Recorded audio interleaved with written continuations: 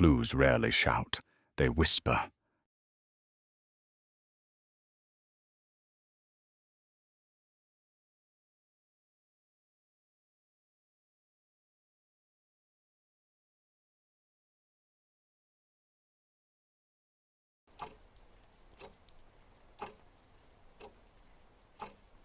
The book was never about the archive.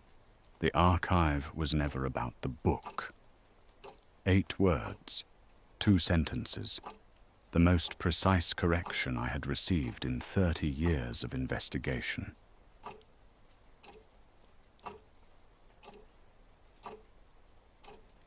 I had been holding 2 threads and pulling them toward each other. She was telling me they were already the same thread. The rare book was not a way into the archive. The archive was not separate from the book. They shared an origin, a founder, a purpose that had been the same since 1887.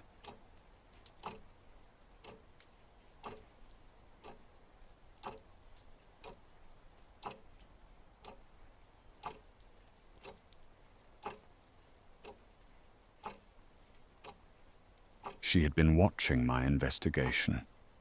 She had been close enough to know which misunderstanding needed correcting, which meant she had been considerably closer than I realized. The question was no longer where Clara Marsh was. The question was how long she had been watching.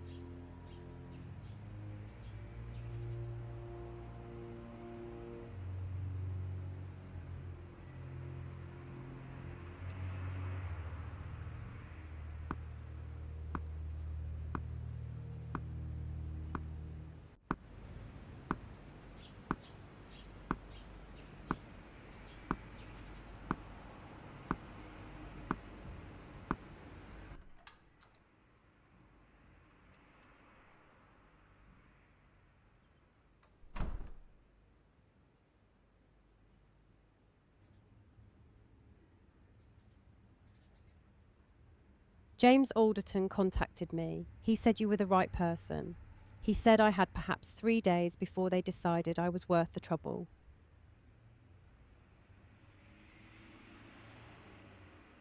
Tell me about your sister. Miriam was a graduate researcher. Victorian underground infrastructure was her specialism. Tunnels, sealed passages, the parts of the city that got built over and forgotten. She found a reference to the archive in a university collection. Not the rare book, a different document earlier that pointed to the same location. When? 9 years ago, 2 years before the others. She was the first. She was the first, and they didn't offer her what they offered the others. There was no managed disappearance, no new identity. They decided she was too close to the physical location. They decided she was a different kind of problem. Miriam Osei was not the second missing person. She was the first, before Alderton, before any of them. The society had refined their method on everyone who came after.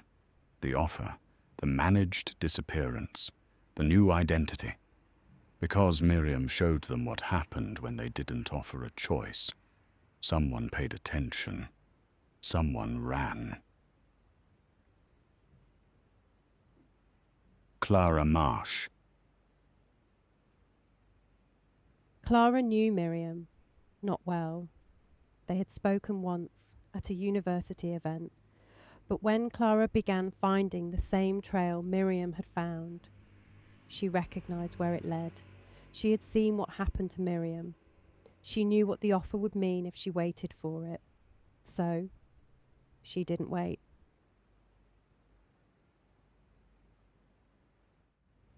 The official case said she moved abroad for personal reasons. There was a letter, supposedly from Miriam, that the police accepted. The handwriting was almost right, not quite, but close enough for a case they wanted to close. You kept the letter. I kept everything. This came 6 months after Miriam disappeared, telling me that my inquiries had been noted, that Miriam had chosen a different life, that further investigation would be, they used the word inadvisable.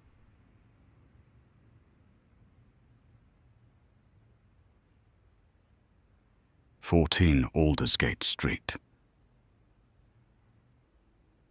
You know it. I've been standing outside it for 2 weeks.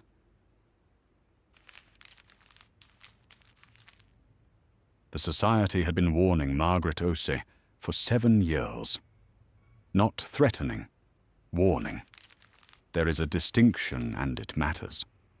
A threat is the instrument of someone who needs to be feared.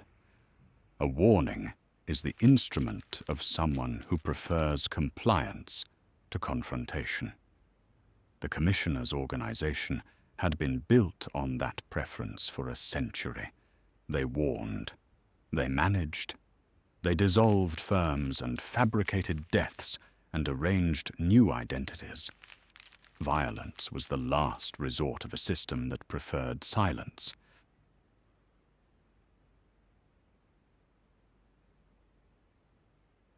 Miriam Osei was the exception that proved the rule. She died because she found the archive before the system had developed the machinery to absorb her quietly.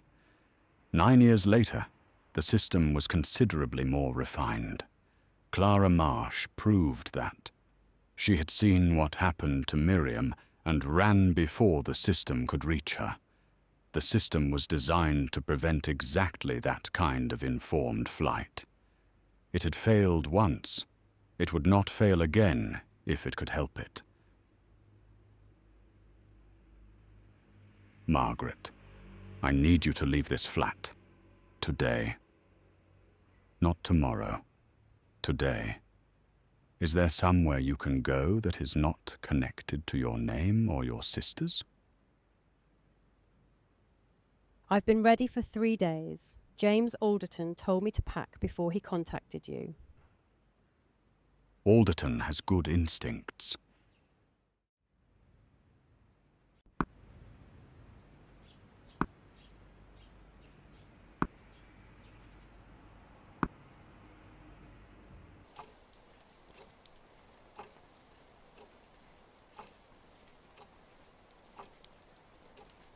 Edmund Holt was not in the bookshop the night Clara Marsh disappeared. He was at St. Bartholomew's Hospital, visiting a friend who had been admitted 3 days earlier. The hospital has admission records. The friend has a name. 3 members of staff saw Edmund in the corridor at the time the phone was recording in the alley.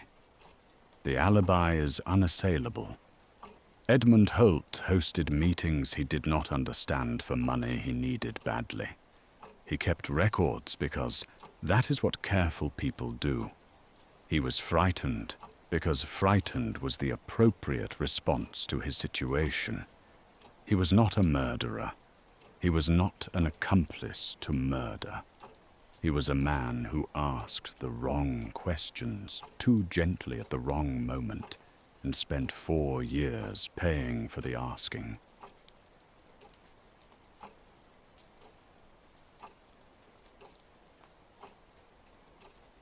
Edmund Holt was not the wrong suspect because I was careless.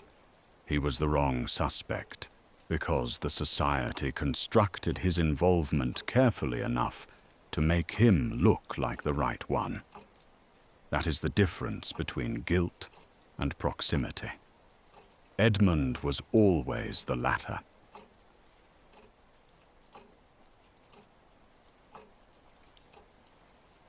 The wrong target. I had been holding 3 people in peripheral suspicion for months. The case had been patient enough to wait while I cleared them one by one. That patience, the case's patience, not mine, was the most important investigative tool I had. The answer was always going to be the last thing standing. It was beginning to stand alone.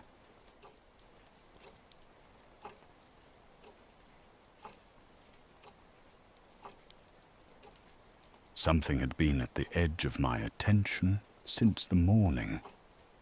Something about the paper itself.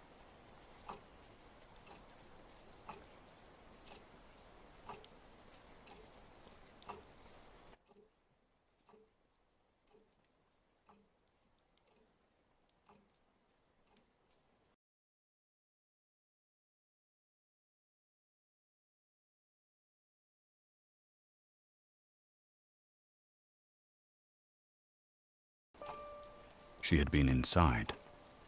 The case I had been building toward. The archive I had been trying to find. She had already found it. She had walked through the door that Ray Briggs heard footsteps descending toward. She had seen what was inside, and she had chosen to leave rather than to stay.